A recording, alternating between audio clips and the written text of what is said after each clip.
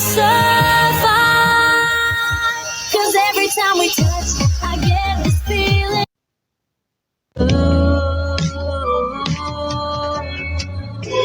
And I'll be here.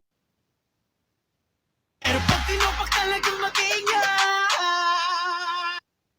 So if you're ready, and if you let me, I wanna see it.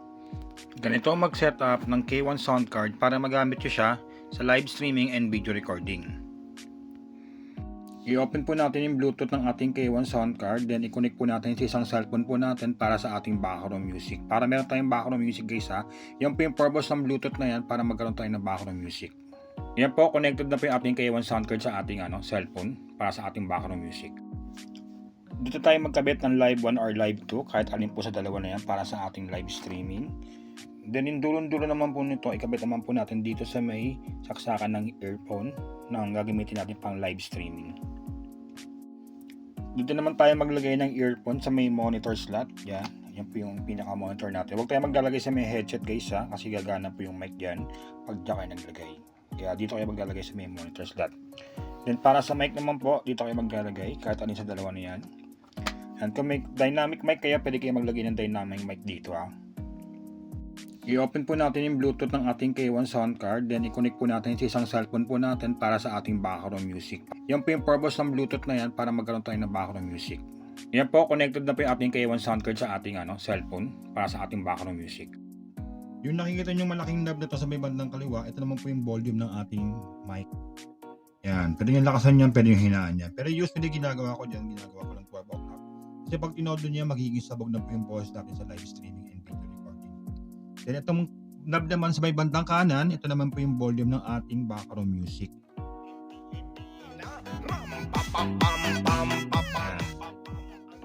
Yan po yung ating volume ng ating background music, ating accompaniment. Yung nasa mga gitna po natin, ito naman po yung mga volume niya. Then ito yung ating record volume, ito yung pumapasok na audio sa ating live streaming and video recording. Then yung monitor, ito naman po yung volume ng ating headset.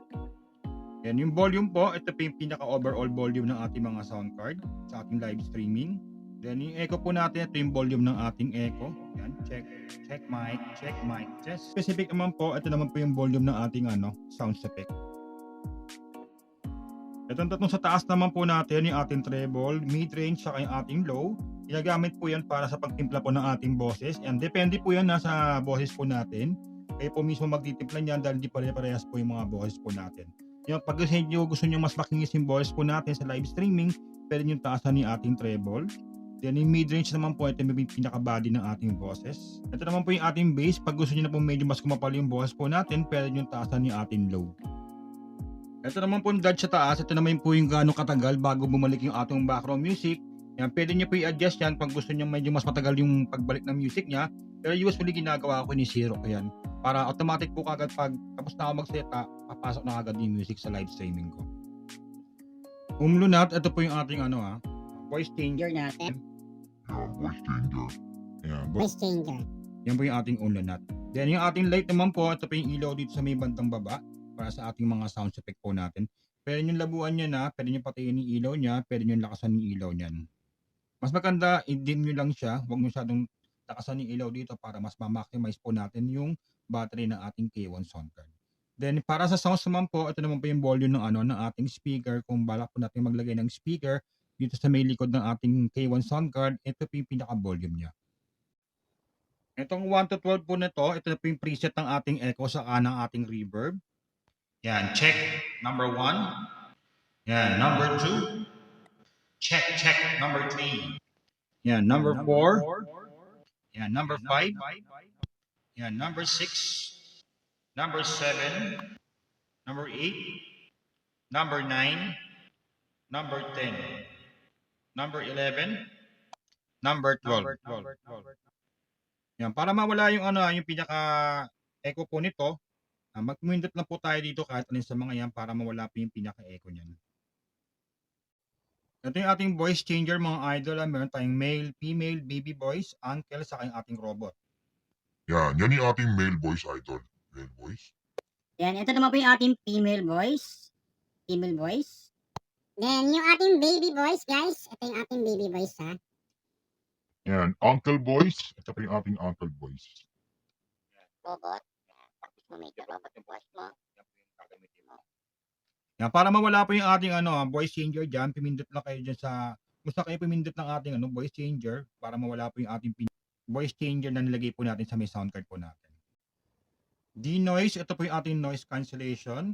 Then yung silencer naman po, ito naman po yung ginagamit para sa ating background music. Kung gusto nyo mawala po yung pinaka-vocal voice doon sa ating background music na pinapatugtog, pwede nyo pong gamitin itong ating silencer.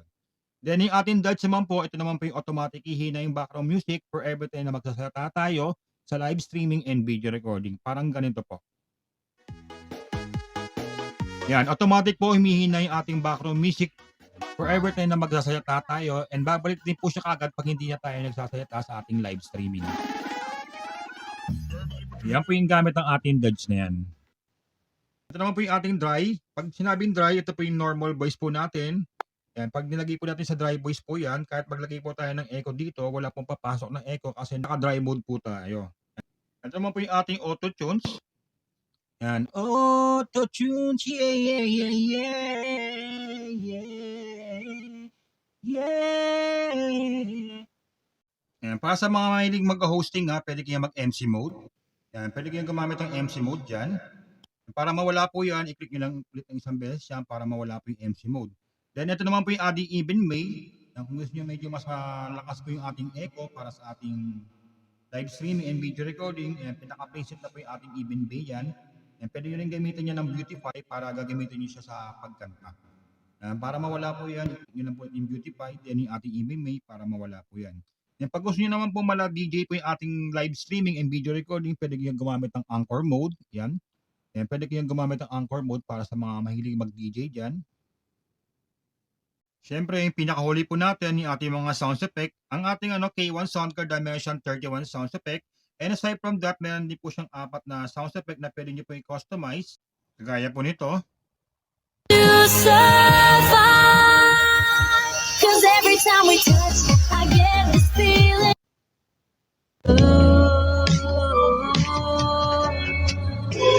And I'll be here.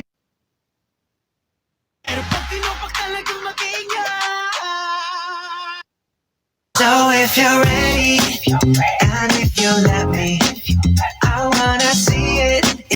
Yan po yung ating customize yung ating custom number 1, custom number 2, custom number 3, and custom number 4.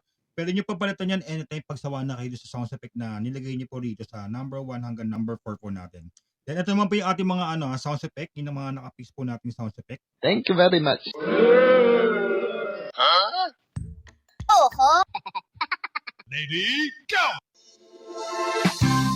K.O. Hello, beautiful.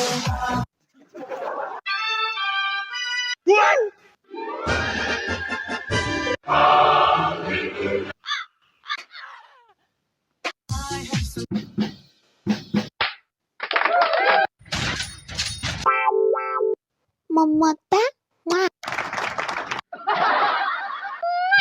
Yan po yung ating mga sound effect, yung ating 31 sound effect ng ating K1 sound card. And sa mga gusto mag-check out guys, mag-check out na po kayo dyan. Yung pinakamagandang mic nga po lang natin dyan guys, kung pipili kayo ng sound card na may kasamang mic, much better piliin nyo na po yung ating U87 condenser mic. Dahil yan po yung pinaka-top of the line na condenser mic po natin dyan para sa ating K1 sound card. Yan, sa mga gusto mag-avail, mag-check out na kayo dyan. Salamat!